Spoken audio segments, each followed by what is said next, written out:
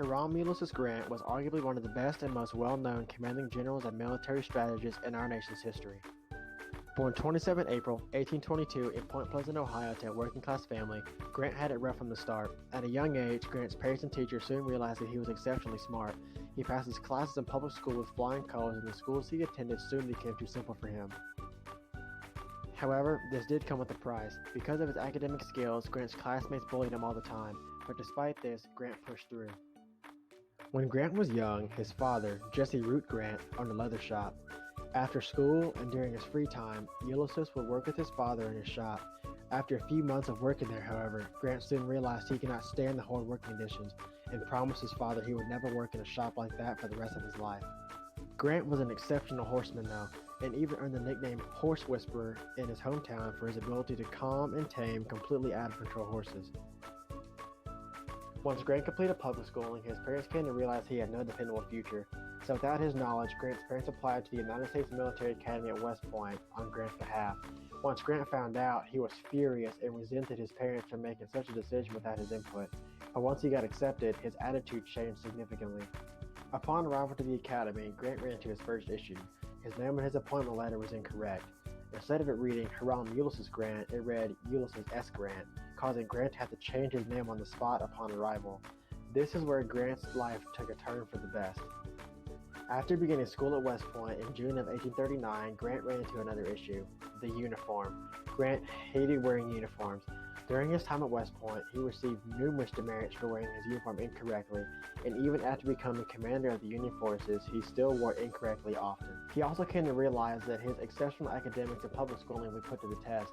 He did not do well academically at West Point. In fact, he was far from it. Throughout his schooling at the academy, Grant struggled immensely with science and mathematics. He was lazy and inconsistent with his work as well as his physical training. Seemingly, all Grant wanted to do was ride horses. He knew that upon graduation, he would commission as a brevet second lieutenant and be put into a military unit. The one he wanted the most was the Army's 1st Cavalry Division, the Army's premier mounted infantry unit at the time. Despite his wants and wishes, however, due to his poor academic performance and his subpar physical standards, Grant graduated 21st out of his class of only 39 and was assigned as a quartermaster to the 4th Infantry Regiment, stationed in Jefferson Barracks, Missouri. This is where Grant started to make a name for himself. Upon arrival to his new unit, his commanding officers noticed Grant had an almost natural way of leading. He could easily get his soldiers to do as he asked, and many of them looked up to him. During his stay at Jefferson Barracks, he met his future wife, Julia Dent, whom he would have 4 children with: Frederick Dent Grant, Ulysses S. Grant Jr., Jesse Root Grant, after his father, and Nellie Grant, his only daughter. It was during his stay at Jefferson Barracks where he would also get his first taste of war. In 1846, the Mexican-American War began, giving Grant a chance to show his leadership potential.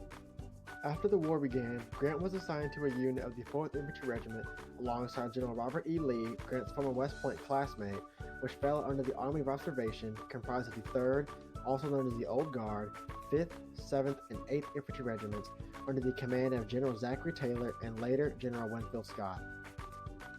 This is an important moment in Grant's life because it was these 2 outstanding men whom Grant closely observed to learn tactics, leadership skills, decision-making strategies, and the art of deception.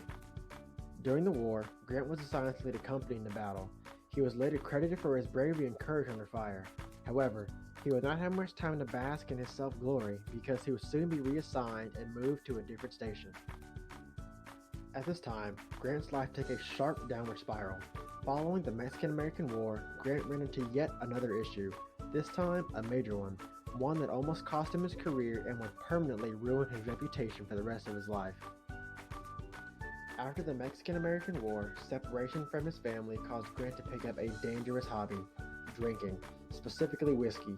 Grant drank to excess almost every day and was eventually forced to resign his commission in 1854. After his resignation, for the next 7 years, Grant attempted to make a living in the farming industry with his family, which failed miserably. Next, he tried business, which had less luck than farming. Grant's family soon found themselves broke and penniless and in desperate need of funds. Then, the Civil War broke out in 1861, giving Grant the perfect opportunity to save his family from financial ruin.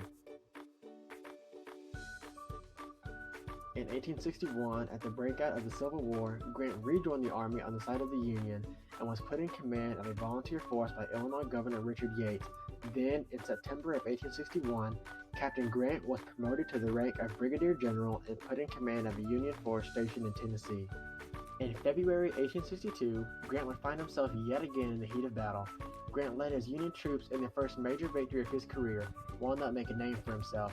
He led his troops to the Confederate strongholds of Fort Henry and Fort Donelson and came out with a stunning victory. This caught the eye of President Abraham Lincoln, who personally promoted Grant to the rank of Major General. Grant's military success during the siege of Fort Henry and Fort Donelson was his first display of superior strategy. During his time studying Generals Winfield Scott and Zachary Taylor, he realized that the current Union style of fighting was based on the European model, which spent, in his eyes, excessive amounts of time on drill, proper uniform dress, and unit maneuvering techniques. Grant changed this during his time as commander. He believed that the European model was too slow and overall ineffective. Therefore, Grant created his own model. Grant believed the way to win battles was to seek the best ground advantage, amass his forces, and proceed to bash the enemy until they broke. This cost Grant an alarming number of men and caused many of the other commanding officers to resent him and personally visit President Lincoln to plead for his forceful resignation. However, President Lincoln did not care, as he believed Grant was one of the only generals who actually fought battles. He believed his other generals fought battles to just not lose, while Grant actually fought them to win. After his promotion to Major General, Grant continued on his military campaign. He sought to control the Mississippi. Grant started by capturing Vicksburg during his Vicksburg campaign from December 1862, just after Christmas, to July 1863. This was one of Grant's greatest successes, as it was the campaign that cut the Confederate Army in two. After countless failed attempts, he finally took Vicksburg by siege on July 4, 1863. In late September, Grant started his Chattanooga campaign that only lasted 2 months and gave Grant supreme command in the West. At the Battle of Chattanooga, Grant's forces decisively defeated General Braxton Bragg in a short but costly fight. Then, in March of 1864, President Lincoln promoted Grant to commander of the Union forces with the rank of Lieutenant General, a rank revived by Congress specifically for him, and a rank that only one man had ever held before, George Washington. Next, Grant set his eyes towards defeating General Robert E. Lee. Grant directed his army against General Lee's Confederate Army of Virginia during the Wilderness Campaign, which lasted only 2 days, from May 5th to May 7th, 1864. His war of attrition cost him dearly and resulted in an absolute slaughter during the battles of Spotsylvania and Cold Harbor. After this, Grant failed to take control of Petersburg in June of 1864, but had it surrounded until April of 1865, when General Lee then retreated but was cut off at the Battle of Appomattox, where he unconditionally surrendered to Grant, effectively ending the Civil War. After his presidency from 1869 to 1877, Grant retired to his home in New York, where he invested in a fraudulent banking business, which soon folded and collapsed in 1884, leaving Grant once again bankrupt. Dying of throat cancer, Grant began writing the personal memoirs of U.S. Grant, which is considered to be one of the greatest narratives of military history, in order to provide for his family. He died just a few days after its completion in 1885.